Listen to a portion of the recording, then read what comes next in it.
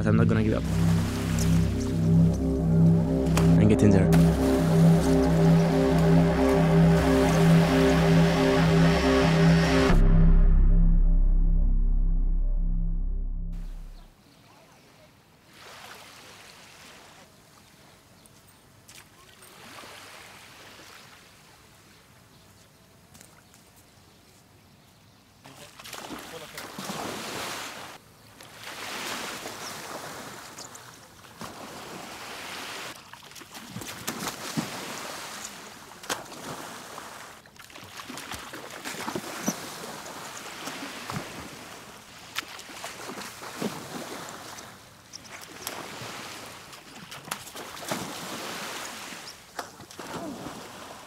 So it's way more difficult than with the Sirus, but it's getting better and better. Not just because I'm practicing, I'm getting more and more flexible, and I'm warming up my muscles to jump higher, but also because the waves are getting a little bit bigger, so the drop is kind of harder. Because the thing is that when there are no waves, you don't have a big foreshore. So you have to start with the foil outside of the water, but this means that you have to put it in the water while you're running, and it's super difficult. So yeah, it's definitely better to start with the foil already in the water, but a mistake that I was making at the beginning, which is gonna prevent you to succeed, is to look at the foil. If you look at the foil before jumping, you're never gonna do it. Never. Just like in the dog start, you have to look where your feet will be, so the board. Another difficult thing is the front hand pressure. You really have to put a ton of pressure in the front hand, because you're gonna place your back foot first, and the foil already has a lift, so the board wants to point up, so you have to compensate your pressure at the back, your weight at the back as soon as you place your back foot, and also the fact that the board wants to point up. So it's pretty challenging, that part as well. But yeah, it's way more difficult than with the Sirus. I didn't expect that. You just have to pick up more speed, and you have to be more precise with the foil. Well, at least with the Sirus, you can keep it not too close to the surface, because still, if you press on the board, it won't sink too much. But with this one, with the Kluber XL, as soon as you press a bit, it sinks. That's why you have to be more precise. You have to keep it very high in the water, very close to the surface. As I said in the previous video where I beach started the Sirus XL, the most difficult part is the run, because you cannot be consistent. It's always different. It's very difficult to get a point, to a starting point and a jump point. Also because you're looking at the board, not at the water. So you have to kind of understand where you are in the foreshore without actually watching it. You have to feel how deep is the water below you and how fast you are before jumping. So it's super difficult. And another difficult part is how to angle the run.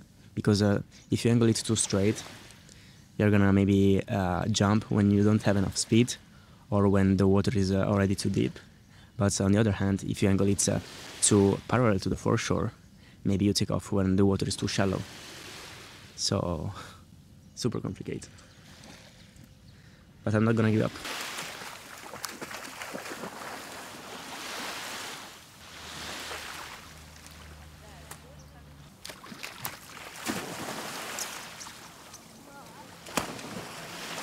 Alright, I'm getting there. I found the angle, which is approximately 45 degrees to the foreshore, and I moved my hand, my front hand, more to the front, to the nose of the board, so that it's easier to put more pressure at the front, because I have more leverage. I'm further from the mast.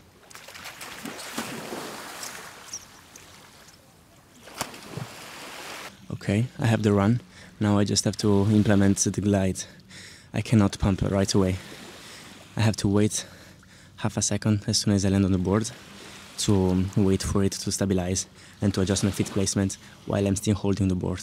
I cannot stand up right away.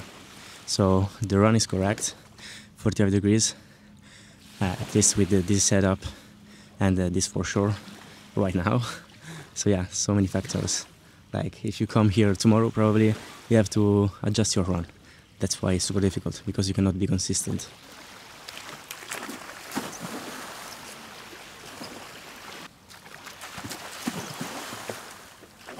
I also moved my backhand, so instead of keeping it at the tail, I'm keeping it a little bit on the edge, on the side. So that's I'm more on the board and less behind the board.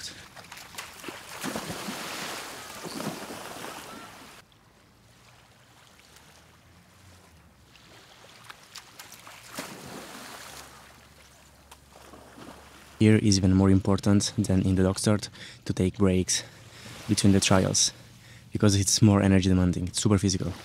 You have to sprint every time and then to jump super high, so it's much more tiring.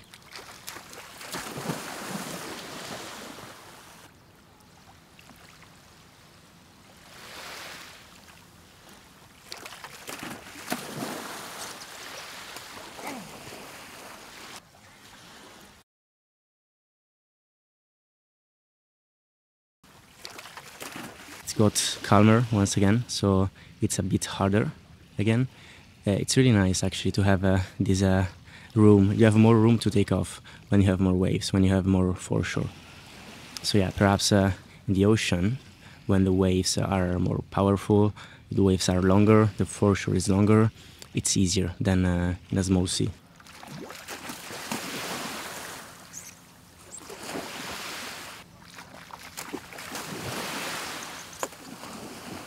Everything happens so fast that you don't have time to think. So while you're running, before the jump, you already have to think about what you have to do after you're on the board. And in this case, is that you have to stay there and stay super light, because it's shallow. So you cannot use the mast. You cannot gain really speed by pressing down and by going down. You can't. So you have to keep it there until you can use the mast to go deeper and gain speed and generate speed.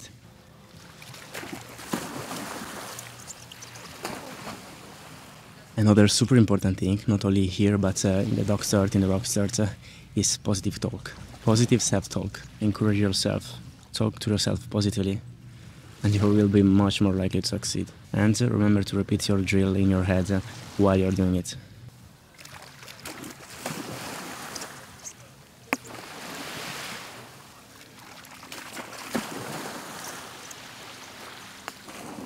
I think that this is the run that I was making with the Sirus XL, but I started questioning myself, because that's probably not enough for this foil. That's probably not enough speed to take off with my weight and this foil.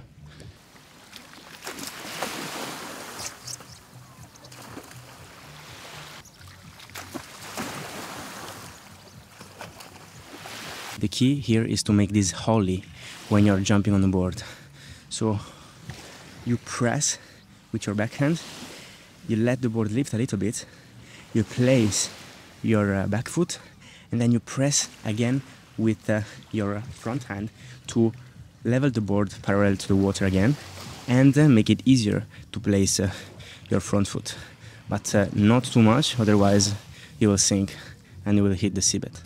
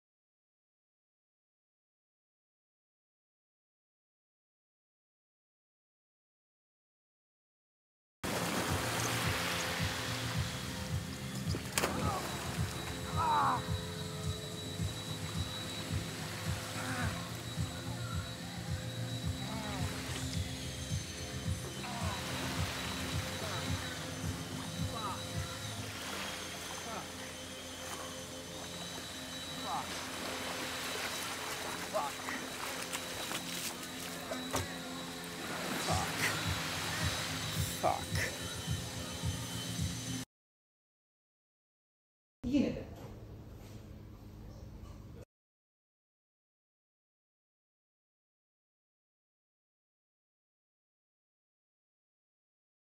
The truth is that I deserved it. First of all, 3 weeks ago when I hit a rock with my foil, when I repaired it, I actually sharpened all the edges, purposely. And then I have been just stupid and cocky by thinking that I would have been able to start the curve when I barely did 3 starts with the Sirus XL. And 2 quick words on the gear as well, because I was 100% sure that I would have broken the stab. But despite I fell with my entire weight on it, it's completely fine. This foil is rock solid. So yeah, beach starting is dangerous. It's more dangerous than drop starting, is more dangerous than rock starting, and is more dangerous of course than dock starting. But with this, I don't want you to be scared.